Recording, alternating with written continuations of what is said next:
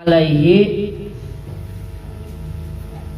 anu tetep ieu mah naon quluhu sepina itu takhir naon khuluwuhu sepinata itu takhir anil udri tina udzur. Bismillahirrahmanirrahim. Alhamdulillahi rabbil alamin, wassalatu wassalamu ala asrafil anbiya'i wal mursalin sayyidina Muhammad wa ala alihi wa sahbihi ajma'in, wala hawla wala quwwata illa billahil aliyyil azim. Qala al-musannifu rahimahullahu ta'ala wa nafa'ana bihi wa bi ulumihi bidaraini amin ya rabbal alamin. Di dieu nyaeta masih keneh nyambung karena permasalahan kan aya ibarat ila dalika asyara gitu. Jadi nyambung kanu itu mana rek nerangkeun jalur anu kadua anu ngawajibkeun karena ngodoan puasa Ramadan jeung fidyah. Nyata jalur kadua cek kamari di mana-mana jelema ngahir karena ngodoan puasa Ramadan. Terus ayeuna mun tamah kek deui bulan hareup tapi kaburu we datang deui Ramadan anu sejen. Kaburu datang Ramadan bulan Sa'ban teh can ngodoan puasa Ramadan anu batal anu ti heula bulan Sa'ban teh. Tepika geus lilikuran oge acan keneh kakodoan kaburu we tanggal 1 deui Ramadan. Tah keur anu kitu hutang puasa anu ti heula anger kudu dikodoan. Hutang batal puasa anu ti heula anger kudu dikodoan, cuman aya nyata denda naon fidyah ongkoh. Fidyah ongkoh per hari samud.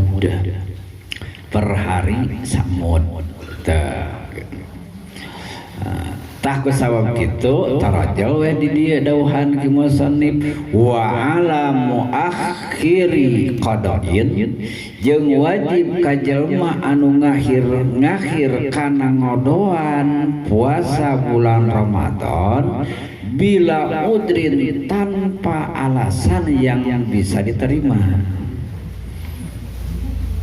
Tegasna tidak diterima teh dina ngengke-ngengkena aya alasan aya udur henteu. Kumaha anu ngengke-ngengke kana ngodoan anu teu aya alasan teu aya udur teh ya dan tegering terus aya cageran salila salapan salila 11 bulan teh atuh aya cageran henteu nyanyabaan idit-iditan terus da aya walikna kalemur komo ari kitu mahet terus henteu. Tegasna mah dina 11 tahun teh henteu terus henteu mayang henteu manjang aya udur anu meunang ngabatalkeun puasa. Sakabeh udur anu meunang ngabatalkeun puasa Ramadan. Di antarana geuring ada teh geuring terus atuh sabulan masa. Di antarana nyalamun kitu mah ti mimiti bulan Ramadan, bulan Syawal masih geuring. Bulan Hafid gering tegasna mah tepi ka bulan Saban teh terus saya gering eueuh cageran berarti eta aya udur pangna di akhir-akhir ngodoan puasa Ramadan tapi teu sempet kaburu datang Ramadan deui eueuh waktu anu memungkinkan bisa puasa mampu puasa kuat puasa Henteu eta mah henteu wajib jeung pijan teu.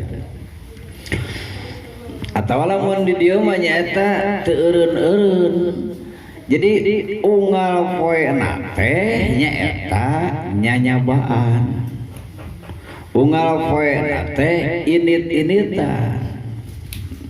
Seperti aya namun tama supir anu tanpa libur. Anu tanpa aya namun tama libur atawa ieu mah nyaeta anu kasab. Kasabna teh nyaeta anu eueuh liburan. Eueuh teu minggu teu jumaah pokona indit. Anu indit teh nyaeta ti dieu teh di Dugdag. Bandung, Jakarta, Bandung kitu ngalopoe teh. Sementara aya namun teh masa tahun penuh teh eueuh libur eueuh. Berarti eta selama 11 bulan aya udur terus. Udur meunangna ngabatalkeun puasa. Di mana-mana bulan puasa Ramadan anu kamari masih kena boga kodoaneun, dakarana aya namun teh sehari-harina kitu udur terus, tapi kadatang Ramadan anu sejen oge masih we eta mah teu wajib jeung fidyah, wajib qada hungkul. Eueuh nu berat benerna mah urusan agama teh. Eueuh. Anu jeung fidyah teh anu nyaeta ngengke kana ngodoan bulan Ramadan bari tanpa alasan. Ari aya alasan, aya alasan mah teu musing aya namun teh beri engke oge tapi kadatang Ramadan deui henteu wajib qada we hungkul. Nyata fidyahna teh sarua jeung aya namun teh anu teu kawas awewe nyusuan. Anu nyusuanana nyaeta karana pangkarunyakeun, pangkhawatirkeun, panghariwangkeun ka budak. Awe nyusuan ripuh nyusuan ai teu ngaleret ka budakna mah teu karana budakna mah qada hungkul. Dan wajib jeung fidyah mah di mana-mana ngabatalkeun karana ngaliri karunya ka budak nu disusuanana, hariwang ka budak anu disusuanana. Ari teu kuat kumaha kawas puasa normal. Orang puasa lalaki gitu, tuluy aya nu mentua atuh da teu kuat sakitu we aya sarua jeung eta. Jadi wajibna wajib qada hungkul dan wajib jeung fidyah atuh da hariwang ieu budak lamun nyusu bari bawa puasa kudu nyusuanana aya istilah cisusu bari teu hade ka budakna sok aya namun teh mementret atau sok panat jeung sajabana haliwang kitu ta eta nu ngabatalkeun puasa Ramadan keur nyusuan karena ngaleret ka budakna hariwang ka budakna nu wajib jeung fidyah. Itu kuat pribadina mah qada hungkul. Awe nu reuneuh nu wajib jeung fidyah teh di mana-mana ngaleret ningali alasan hariwang ka budak anu dihamilkeunana. Ari teu kuat anu hamilna mah lain karunya teh ka budak ieu mah teu kuat aya kuringna ari bari ka kandungan kieu mah eta mah qada hungkul. Eta mah qada hungkul.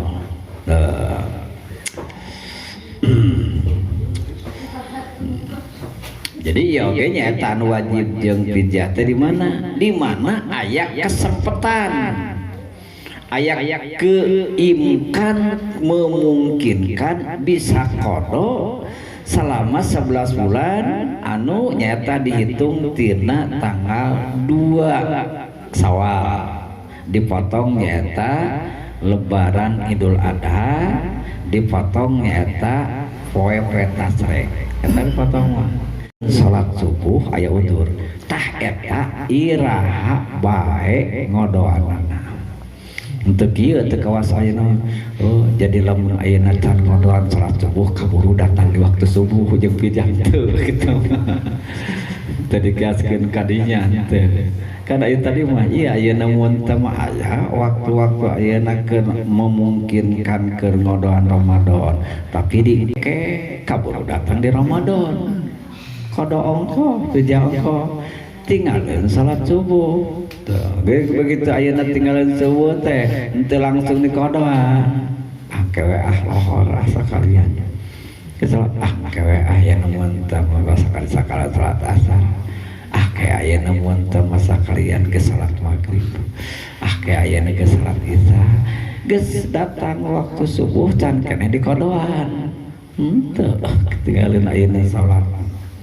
Anggar we kodo wungkul teu wajib ayeuna jeung ya. Teu wajib jeung ya. Naon ayeuna mun tasababna naon sababna apaan gitu ari ayeuna mun tama ari tinggalin salat mah nyaeta ayeuna mun tama sah bae ari ngodoan salat mah dina sakabeh waktu lamun tinggalin salat subuh meunang dikodoan dina waktu duha menang di kodoan dina waktu lohor menang di kodoan dina waktu asar menang ayah saja aya namun ta waktu tahrir lamun ayeuna salat sunat mutlak atau sabab mutahar aya kodo aya namun ta waktu haram menang ngodoan salat subuh dina waktu maghrib menang dina waktu isya menang cik iya namun tama ngodoan puasa Ramadan menang dina Idul Adha menang dina poe tasrek kewe nya kodo ongkohnya ada ongkoh dina bulan Ramadan jadi dibagi setengah ewangnya gitu tapi mah setengah poe nyata kira ada puasa Ramadan ieu tangke setengah poe manya ya puasa setengah poe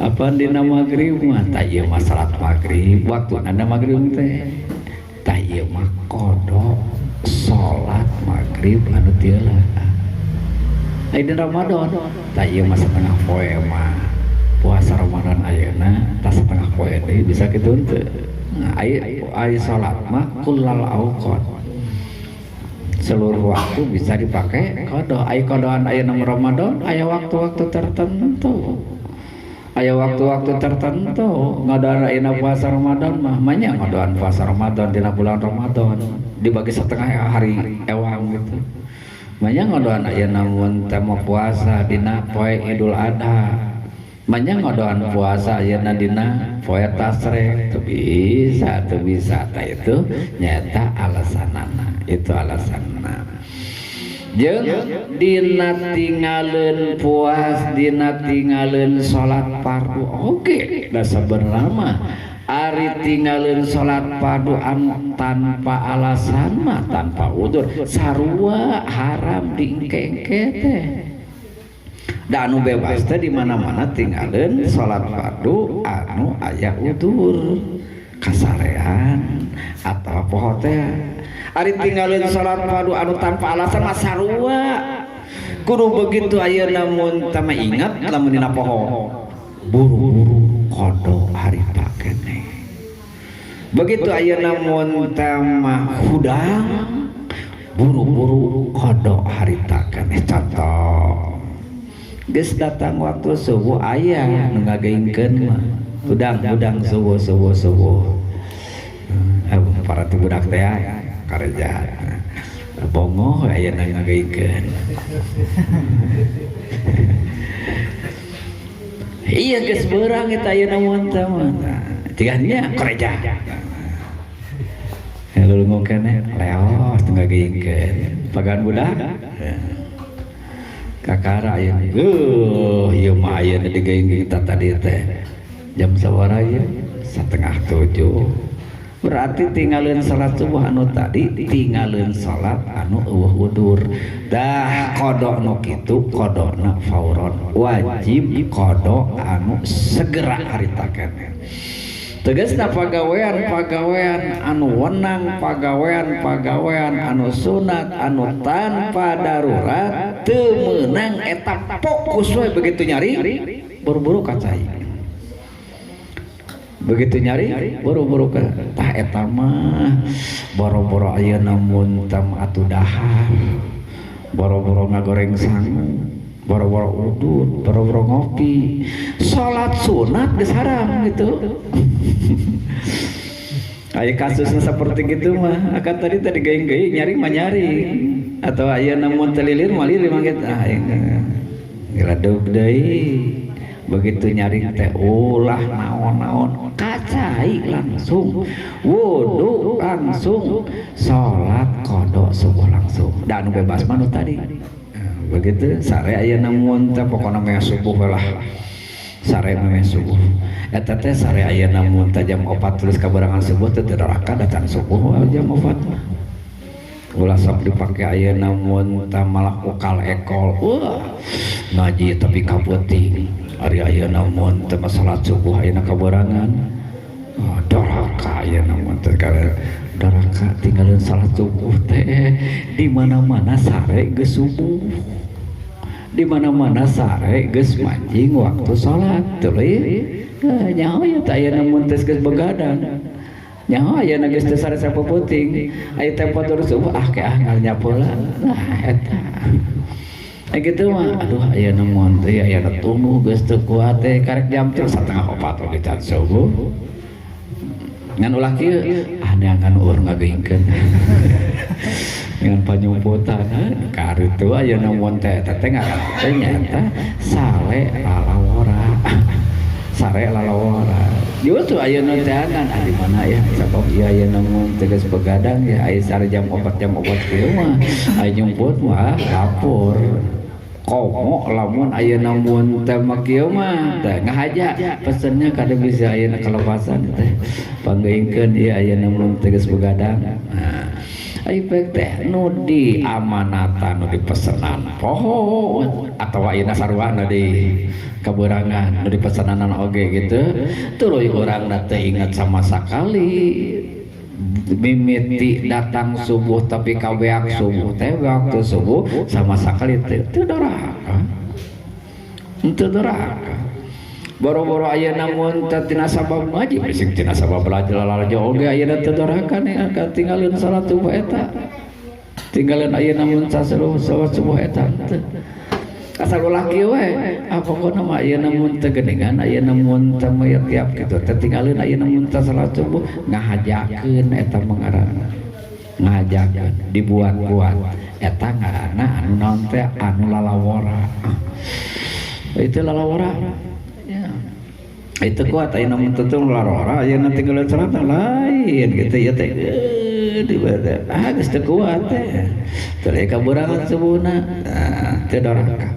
Nu doraka mah nyaeta anu geus datang waktu salat terus ayeuna dinya manehanana ayeuna mun tama sare anu sarena teh sare anu kebluk geus kitu tuluy ayeuna mun tamanehanana dug ayeuna sare tuluy tapi kabeak waktu doraka. Lamun ayeuna mun dasarnya mah hampang pisan ya teh hukum teh. Ieu teh memang sih geus datang waktu salat teh. Tapi ieu ampun tapi kadi bentar cepel mah ieu panon. Ampun ayeuna. Da ieu mah cigana lamun paksakeun salat teh totolonjong. Sare bakat tingkuy nyedak ayeuna mun teh teu kuat ayeuna mun teh pitu nuhun. Tuluy ayeuna mun teh mah sare bari lain ngahaja kumaha bae tinggalin salat oge lah da teu kuat lain gitu. Kayaknya pesen panggeingkeun jam 2 mah atas setengah 3 aya keneh waktu lohor gitu. Atau lain gitu da memang ieu mah dasarena sare supir mah gitu. Jadi sare supir teh saparapat jam jal karejat teh gitu. Nah, geus waktu lohor tuluy ayeuna mun teu mah sarena anu biasana ukur gila setengah jam gitu. Tapi ieu mah di luar kebiasaan, datar-dataran. Tetapi kan cador kakek can. Sebenarnya cador kakek cuman ayeuna mun tama anu bahaya teh hukum-hukum anu kieu teh sok loba oknum fikih gitu. Oknum fikih gitu. Aya oknum fikih sagala ayeuna mun cuma oknum fikih teh geus bae da cek sapina oge da ayeuna mun urang teu kuat teuing terus ayeuna mun teu masare bari geus datang waktu salat teh asal urang ayeuna mun tak kebiasaanna sare na kebiasaan ayeuna anu sakedeung atawa anu tara neakeun waktu salat kali-kali eta ayeuna mun teu mabeak waktu salat ka waktu salat teu doraka cenah cek sapina oge urang ge ayeuna mun tare kitu we urang ge kitu we tanyakeun heula kebiasaanna da urang mah jadi lamun ayeuna mun tama dina kahadean teh jadi lain sifatna biasa kebenaran. Urang jam 2 lain matuh-matuh teuing jadi sebutna teh kebenaran jam 2 teh. Tah ai batur mah ayeuna mun teu matuh. Ai nu geus matuh mah lain ayeuna ku masalah awal jeung ayeuna mun tama sore keneh jeung geus peuting da sabarna mah nu geus biasa mah terjadi masalah pun biang ayeuna mun teu kapupuk kitu kajian ayeuna mun kulam jam 2 da biasa ayeuna setak 4 anggar ayeuna mesin dai urang mah da biasa ayeuna mun teu ngabluk teh apa mesin sare ba'da isya awal oge memang ayeuna mun teu hudang ayeuna mun teu jam naon jam 2 jam 1 memang ngan ayeuna mun teu ukur ngawer hungkul geus kitu sare akar urang kan kaberangan kena da lain biasa mun ayeuna hudang jam 4 tuluy daek salat teh kabeneran lain kebiasaan ieu anu sare geus datang waktu salat nya sare geus datang waktu salat tapi nu teu doraka kebiasaanna geus jadi biasa ye lain kebeneran teh lain biasana oge sare teh tara leuwih ti sajam biasana oge tara ayeuna mun teu leuwih ti sajam biasa ya lain kebenaran ari ieu biasana ukur taroh maksimalna ukur sajam ngan ieu mah kabeneranna kalepasan can doraka ninggalkeun salat can doraka aya namun teu can doraka ninggalkeun salat ningali ayeuna dina sapina ningali ayeuna sapina jadi sekali deui pangna ayeuna mun tamah dina ngodoan salat mah teu aya istilah wajib pijah najan kaburu datang waktu anu sarua boga kodoan salat subuh geus datang waktu subuh can dikodoan keneh subuh anu kamari can ayeuna istilah wajib pijah karena sakabeh waktu bisa dipake kodo ari ayeuna dina Ramadan kan terbatas gitu ayeuna Ramadan ayeuna mungkin pakaian anu tadi teh bisi jadina teh kieu lamun dina salat magrib cigah nama tah ieu ayeuna 5 menit dipake salat magrib anu ayeuna tuluy ayeuna mun tah 5 menit dipake salat magrib anu kamari alias qada teh mah nya Ramadan setengah poe puasa Ramadan anu ieu setengah poe deui jadi setengah kata ke mana boga kodoan Ramadan kamari ka datang Ramadan teh kena denda pijah tuh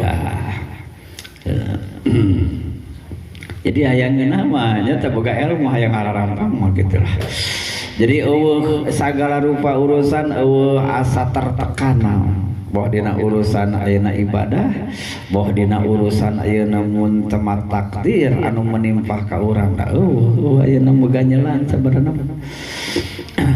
aya urang na boga ilmu mah urusan-urusan anu ribet kitu Allah akbar kitu nya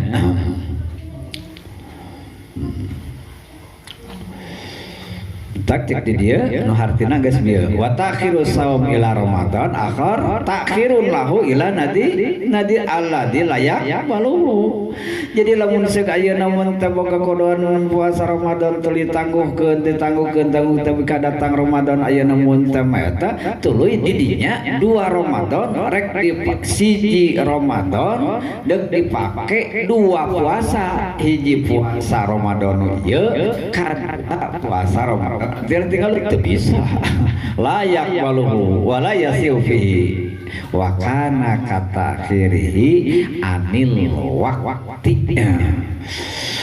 Fain akharul qadar mangkalam manerikeun ngahirkeun manehanana si jalma al qada akana qada bi udrin aya udur mah saperti terus-terusan teureun-eureun nyawa dina ayeuna mun tama 11 bulan teh terus init-initan atawa ieu pohona poho boga kodoaneun ieu teu inget kok terus poho kana ayeuna mun teh puasa teh kieu meureun ayeuna poho kana puasa teh poho ayeuna kana puasa teh dina tiap puasa eta ku poho wae eta ayeuna mun tama dina tiap ayeuna erek ayeuna mun tama kodo isuk gitu. Kodo ayeuna mun tama isuk isukan ayeuna mun teu puasa ayeuna mun tama isukan aipek ayeuna mun ta eta poe isuk poho deui heuh ai pentingna inget ai isuk poho pentingna inget erek ayeuna mun tama ai isuk poho mata ini ya lain poho keur puasa ya poho kana puasa lain poho keur puasa poho kana puasa poho kana kodo puasa gitu terus ayeuna mun 11 bulan teh parat poho wae kana kodo kana hutang begitulah poho wae kana hutang gitu hutang ayeuna puasa poho terus teu doraka teu wajib pijah atawa kieu au jahilahu alladzi aunis ya auni au jahluhu alladzi yu'daru bihi atawa kieu heuda abdi mah teu apa masalahna saperti kitu matak ayeuna ai sugante ngodoan puasa Ramadan teh kawas ngodoan salat wajib bebas nah iraha bae kapan saja di mana saja ai sugante kitu ngodoan puasa Ramadan teh kawas salat ya tadi sugante di mana-mana geus datang Ramadan anu sajen teh biasa we ayeuna mun teh kodo wungkul da teu aya permasalahan pijah teu apa nu kena pijah nah ieu nu bodona nu bodo yu'adzaru bih nu bodo hampuraeun nu mana bodoh hampuraeun nu tadi teh ayeuna mun teh banyak ayeuna murna ge nyeng celing jauh teh ajengan atawa memang asup Islamna oge karek kamari sore atawa boro-boro Islam anu kamari sore urang Islam ayeuna teh bubudak kadang-kadang nyaho kadang-kadang teu gitu kamu ieu anu Islamna karek kamari sore jadi teu hafal karena masalah ieu tahlu ieu teu wajib jeung fidyah wajib qada wukul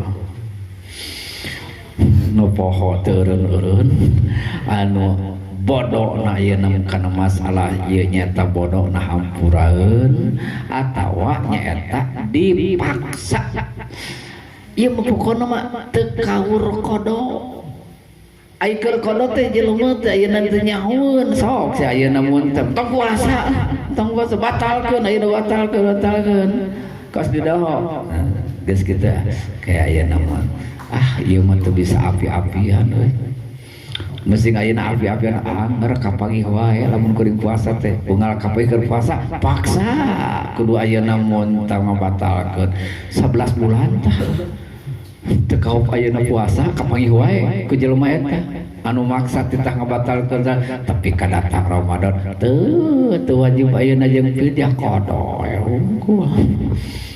wungkul atawa atawa nyaata awewe anu nyusuan.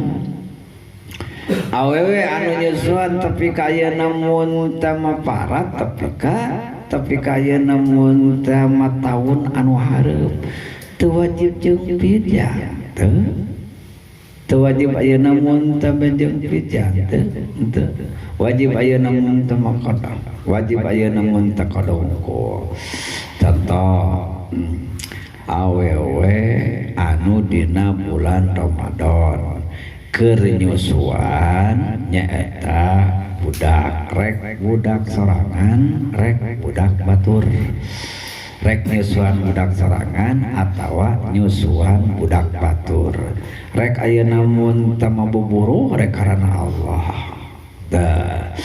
teuy aya namun tama dina keur puasa Ramadan teh batal pangaya namun tengah batalkeun puasana nyaeta karana teu kuat bari nyusuan lamun karana karunya ka budak jeung pijat teh eta lain masalah muakhir qada lain masalah aya namun tengah batalkeun puasa karana karunya ka budak eta mah jeung lain karana kuat teh pribadina ari puasa bari jeung nyusuan orok mah teu kuat caritana aya namun tama ai biasa normalna nyusuan budak sabaraha 2 tahun lain normalna teh kitu jatah aya namun teh budak teh aya budak teh otomatis mareuna tina Ramadan eta kana Ramadan itu teh 1 tahun aya 1 tahun budak ayeuna biasana can diporotan jadi meureunna 11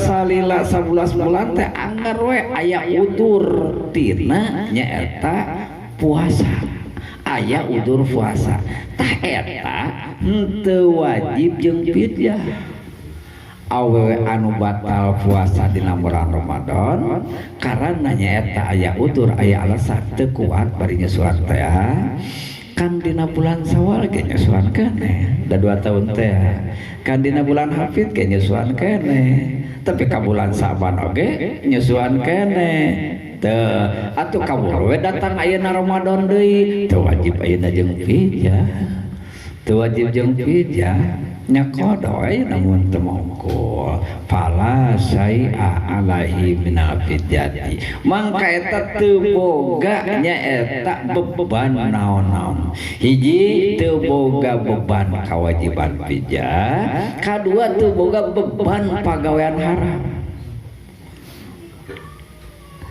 kewe ayeuna mun teh kewe apa dia keur udur keur nyusuan keneh gitu lamun ayeuna nyusuan anak eureun tah teu lagi ayeuna mun teh ngodan Ramadan ke deui apaan leungit udurna ge nyusuanana ge eureun nah baru eta ayeuna mun teh aya wajib fidyah jabat wajib fidyah teh ayeuna mun teh aya haram kitu teh pagawean kitu teh ma baqiyal udru nyaeta sapanjang aya dina udur mah hiji teu boga beban kewajiban fidyah kadua teu boga pagawean haram wa inistamarro sinin najan ayeuna mun tama eta nyusuan teh lain 1 tahun 2 tahun lah taroh ayeuna 10 tahun mana tinggal bayar nanya, oh ayah namun tahun tu. Oh berenang kio, gas nyusuan budak sorangan, nyusuan budak batur, gas nyusuan budak batur, tu pakai buburu ayah na, pakai nyusuan tuyul gitu. Sak nyusulin ayah nanti, kan eta ayah na teureun ayah na nyusuan teh, nyusuan budak sorangan. Gas datang Ramadan sekali tah. Kewe ayeuna mun tamah dina puasa dina Ramadan anu ayeuna ge pan ayeuna mun tamah bari nyusuan udur deui wae Ramadan itu udur Ramadan anu ayeuna udur teu ayeuna mun teu datang bulan anggar nyusuan tarajal ayeuna bulan Ramadan anu katiluna nyusuan tarajal ayeuna mun tamah bulan Ramadan anu kaopat nyusuan ayo nyusuan 10 tahun teh wajib qada ungkul anggar wajib kodok jeung teu doraka kitu teu puasa teu doraka fala saya alai minal fidya wal hurma baqiya mudru wa ini samaro sinin lain sanatan sinin beberapa tahun walau kana iftaruhu bigarwatin lamun ayeuna mun teh buka puasana anu ngabatalkeun puasana tanpa udur illa yaljamu minal ismi al-fidyah karena ayeuna mun tamah teu otomatis teu mesti tina dosa nyaeta wajib ayeuna tegasna mah teu sakur-sakur anu batal puasa eta kudu fidyah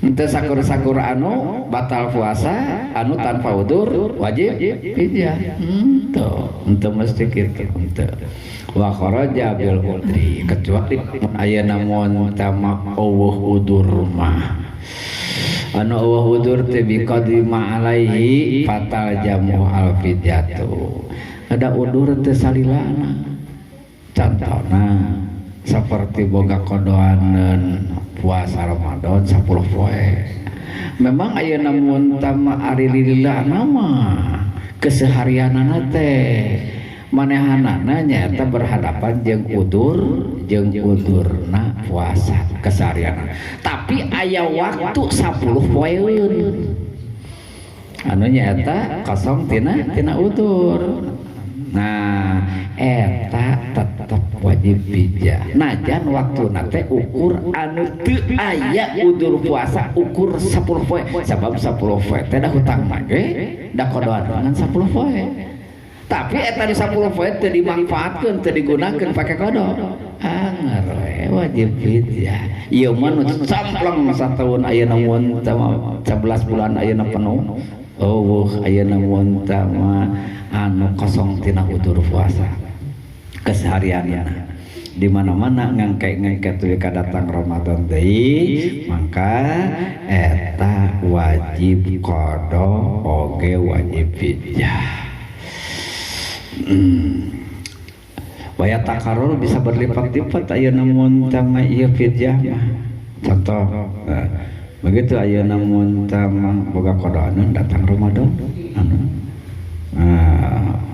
tanpa udur teh wajib fidyah sabaraha ayeuna mun tama sesuai jeung ayeuna batalna sabaraha poe. Tuluy ayeuna mun tegas kitu teh can ayeuna mun tama dibah boga ayeuna mun tama dina bulan Syawal dina bulan Hafid acan ayeuna mun tama di kodoan keneh bae datang di Ramadan akatiluna 2 lipat datang Ramadan ayeuna mun tak kaopat mah 3 lipat terus berlipat-lipat gitu fidyah mah satungtung ayeuna mun tetan buru kakodoan kaburu datang Ramadan anu kadua berarti qada fidyah qadana mah anger ngan anu ayeuna berlipat-lipat teh naonna fidyah na qadana mah teu berlipat-lipat teu anger boga 10 poean qadaaneun anger 10 poe qadana mah ngan fidyahna mah di mana-mana ayeuna mun Ramadan anu kadua nah nu hareupna can di kodoan can kakodoan 10 liter 10 mun tuluy ayeuna mun tama tapi ka Syawal Hafid Ramadan anu katiluna tan kalau 20 liter awal Hafid Ramadan anu kaopat tan 30 liter